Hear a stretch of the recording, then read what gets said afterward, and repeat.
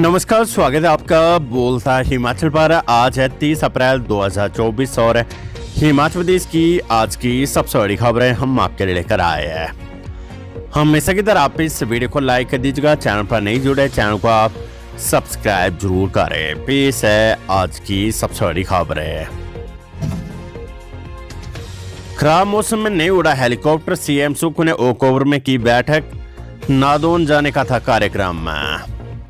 लोकसभा व विधानसभा की 6 सीटों पर हो रहे उपचुनाव को लेकर राजनीतिक पारा चरम पर पहुंच गया है। मुख्यमंत्री सुखविंदर सिंह सुक्खू ने प्रचार की कमान खुद अपने हाथों में ले ली है। बीते रविवार को मुख्यमंत्री लाहौल स्पीति के दौरे पर थे। सोमवार को उनका अपने विधानसभा क्षेत्र नादौन जाने का कार्यक्रम था, लेकिन सुबह से मौसम खराब होने के कारण हेलीकॉप्टर उड़ान नहीं भर पाया, जिसके चलते वे नादौन नहीं जा पाए। अपने सरकारी आवास ओक ओवर में ही उन्होंने पार्टी पदाधिकारियों के साथ बैठक की। सुबह हिमाचल प्रदेश कांग्रेस पार्टी के कार्यकारी अध्यक्ष संजय अवस्थी, उपाध्यक्ष नरेश चौहान सहित पार्टी के अन्य वरिष्ठ पदाधिकारियों के साथ बैठक व चुनावी तैयारियों का फीडबैक लिया। केस विधानसभा क्षेत्र में प्रचार कहां तक पहुंचा, पार्टी मुख्यालय में बैठकों व बार रूम की कार्यप्रणाली पर चर्चा की।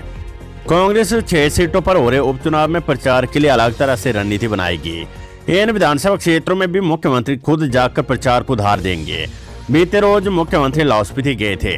इससे पहले वे सुजानपुर व धर्मशाला विधानसभा क्षेत्र का दौरा कर चुके हैं।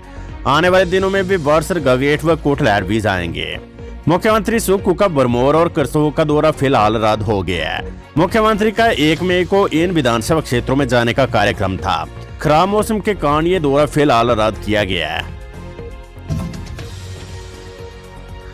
लोकसभा चुनाव और विधानसभा उपचुनाव की आचार संहिता के बीच चुनाव आयोग ने हिमाचल सरकार में कर्मचारियों की प्रमोशन को मंजूरी दे दी है। मुख्य निर्वाचन अधिकारी हिमाचल के कार्यालय से मिली सूचना के अनुसार राज्य सचिवालय में सुपरिटेंडेंट ग्रेड 2 और सेक्शन ऑफिसर की प्रमोशन के लिए चुनाव आयोग ने मंजूरी दे दी है। साथ ये लगाएगी कि इससे कोई राजनीतिक लाभ हासिल नहीं करेगा। इसी तरह का एक मामला अनुमति के लिए फूड एंड सिविल सप्लाई से भी भेजा गया था। यहाँ सुपरिटेंडेंट ग्रेड 1 की प्रमोशन होनी थी। चुनाव आयोग ने आचार संहिता के एंगल से इस प्रपोजल को भी इसी शर्त के साथ मंजूरी दी है। हिमाचल प्रदेश लोक सेवा आयोग की ओर से विभिन्न विभागों के लिए स्क्रीनिंग टेस्ट का शेड्यूल जारी कर दिया गया है। जून और जुलाई माह में ये टेस्ट होगा। मई का शेड्यूल पहले से ही जारी हो गया है। इसकी जानकारी वेबसाइट पर भी उपलब्ध करवा दी गई है। इसमें उच्च शिक्षा विभाग के लिए लेक्चरर स्कूल न्यू हिंदी का टेस्ट 8 जून को होगा। इसके साथ ही लेक्चरर स्कूल न्यू राजनीतिक शास्त्र का टेस्ट 9 जून को, इकोनॉमिक्स 11 जून को, उद्योग विभाग के लिए माइनिंग इंस्पेक्टर का टेस्ट 12 जून को होगा। +2 रिजल्ट हिमाचल बोर्ड का 12वीं का परिणाम जारी। 3 संकाय में 41 टॉप पर 73% छात्र छात्राएं पास। हिमाचल प्रदेश स्कूल शिक्षा बोर्ड का 12वीं का रिजल्ट घोषित कर दिया गया है। 12वीं का रिजल्ट 73.76% रहा है। कांगड़ा डीसी और स्कूल शिक्षा बोर्ड के चेयरमैन हेमराज बैरवा के साथ बोर्ड सचिव डॉक्टर विशाल शर्मा ने प्रेस कॉन्फ्रेंस में बताया कि 85,717 अभ्यर्थियों ने परीक्षा दी थी। इसमें से 63,092 अभ्यर्थी पास हुए। 25 दिन में रिजल्ट घोषित कर दिया गया है। 3 संकाय में 41 टॉप पर है। इसमें 30 छात्राएं और 11 छात्र शामिल है। उन्होंने बताया कि टॉपरों में सरकारी स्कूल के 10 और निजी स्कूल के 31 विद्यार्थी है। पिछले साल रिजल्ट 79.4% रहा था।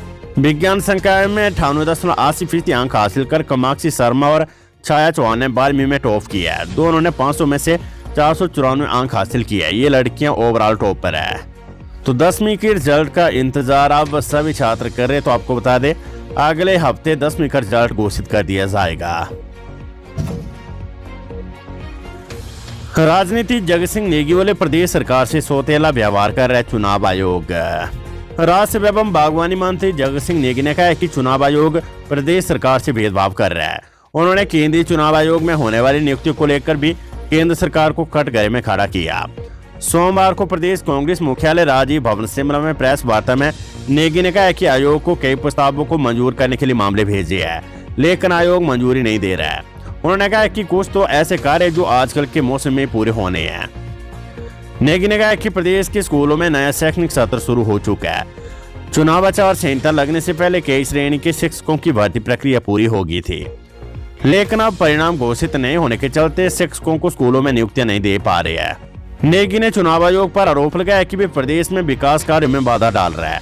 उन्होंने आयोग पर प्रदेश के साथ विकास के मामलों को लेकर भेदभाव करने का आरोप लगाते हुए कहा कि लंबे समय से विभिन्न विभागों से संबंधित 34 मामलों में से 27 आयोग के पास अनुमति के लिए लंबित पड़े हैं।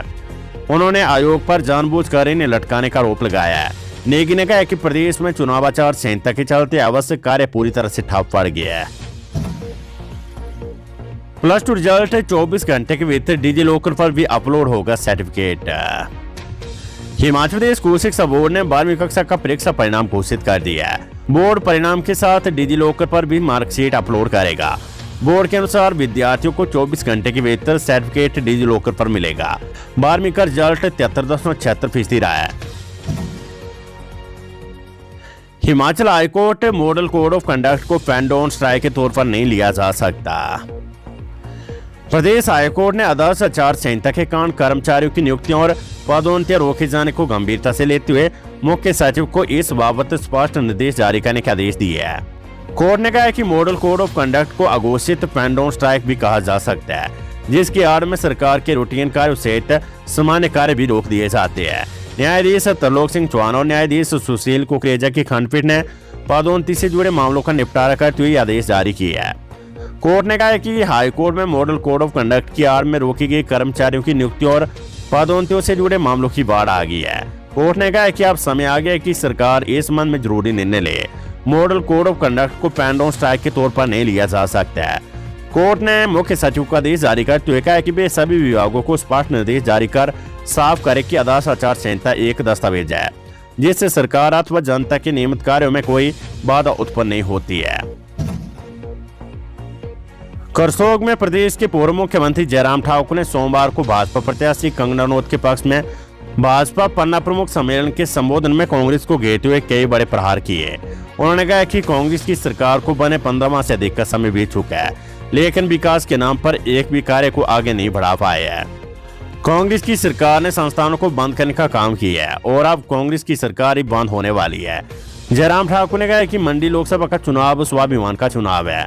उन्होंने कहा कि मंडी कोई सब्जी मंडी नहीं है जहां कोई भाव लगाया जाए, ये ऋषि मांडव की मंडी है और यहाँ मंडी चुनावों में इसका हिसाब लेगी। उन्होंने कहा कि केंद्र में भाजपा सरकार बनती प्रदेश में भी भाजपा की सरकार बनेगी। पूर्व मुख्यमंत्री ने विक्रमादित्य सिंह को लेकर भी तंज कसते हुए कहा कि विक्रमादित्य सिंह मजबूरी में चुनाव लड़ रहे हैं। आज सेवानिवृत्त हो गए डीजीपी संजय कुंडू, नए डीजीपी पर लगेगी मोहर। हिमाचल प्रदेश पुलिस महानिदेशक संजय कुंडू मंगलवार को सेवानिवृत्त हो जाएंगे। ऐसे में उनकी सेवानिवृत्ति के साथ ही देर शाम तक प्रदेश पुलिस के नए मुख्य को लेकर भी स्थिति स्पष्ट हो सकती है। सूचना के अनुसार डीजीपी पद को लेकर वर्ष 1999 बैच के SRO या 1990 बैच के श्याम भगत नेगी और 1991 बैच के डॉक्टर अतुल वर्मा के नाम पैनल में शामिल किए गए हैं। ऐसे में इन 3 अधिकारियों में से किसी एक को प्रदेश पुलिस मुख्य पद की कमान सौंपा जाना तय माना जा रहा है। डीजीपी संजय कुंडू के सेवानिवृत्त होने पर मंगलवार को बराड़ी में विदाई समारोह का आयोजन किया जाएगा। इसमें विभागीय अधिकारी व कर्मचारी उपस्थित रहेंगे। वहीं सोमवार को पुलिस मुख्यालय में भी खासी चहल पहल देखने को मिली और कई अधिकारियों ने डीजीपी से भी मुलाकात की। बर्फबारी बनी आफत, 1,500 वाहनों में 8 से 10,000 पर्यटक फंसे। सोमवार को बर्फ का दीदार करने पर्यटन स्थलों में गए पर्यटकों के लिए बर्फ आफत बन गई है। सुबह जब पर्यटक लाहौल की ओर जा रहे थे तो बारिश हो रही थी, लेकिन 11 बजे के बाद हिमपात शुरू हो गया। लेकिन तब तक सोलंग नाला से 1,500 से अधिक वाहन लाहौल में प्रवेश कर चुके थे। लाहौल की अपेक्षा मनाली की ओर आटा टनल के साउथ पोर्टल में बर्फ की रफ्तार तेज होगी, जिस कारण वाहन फंसना शुरू हो गए। देखते देखते आटा टनल के अंदर पर्यटक वाहनों की लंबी लाइन लगी। बर्फ की रफ्तार तेज होती देख मनाली पुलिस ने पर्यटकों को वापस भेजना शुरू किया।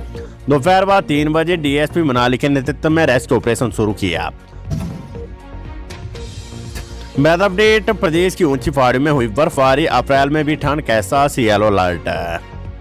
अप्रैल माह बीतने को और प्रदेश के उच्च पर्वतीय इलाके एक बार फिर से बर्फ से लकदक हो गया है। मौसम विभाग की जारी ऑरेंज अलर्ट के बीच प्रदेश के ऊंचे इलाकों की पहाड़ियों पर खूब हिमपात हुआ है, जबकि राजधानी शिमला सहित प्रदेश के अधिकांश हिस्सों में बारिश हुई है। लाहौल स्पीति, किन्नौर, कुल्लू, चंबा के उच्च पर्वतीय इलाके ताजा हिमपात से सफेद चांदी से लबरेज हो उठे हैं। कोकसर, हंसा, केलांग, आटा टनल आदि में सोमवार को बर्फबारी का सिलसिला जारी है।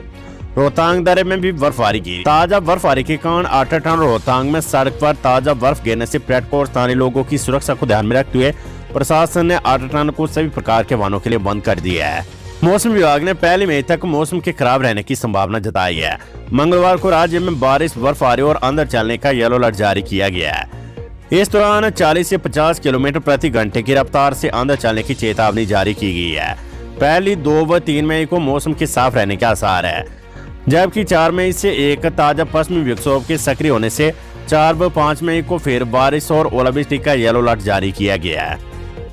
राज्य के कुछ स्थानों पर ओलावृष्टि और बारिश से सेब समेत अन्य फलदार पौधों व गेहूं की फसल को नुकसान पहुंचा है। इन दिनों फ्लावरिंग से सेब विकसित हो रहा है। ओलावृष्टि ने सेब के पत्तों को छलनी कर दी है। इसी तरह मैदानी भागों में बादलों के बरसने से गेहूं की कटाई का कार्य प्रभावित हुआ है। बेशक बर्फबारी व बारिश का दौर चला हुआ है, लेकिन बावजूद इसके हालात सामान्य होने लगे हैं। अब लाहौल स्पीति जिले में 2 NH सहित 44 सड़कें बंद चल रही है। यहाँ NH 505 व NH 3 बंद है, जबकि स्पीति डिवीजन की 44 सड़कें बंद है।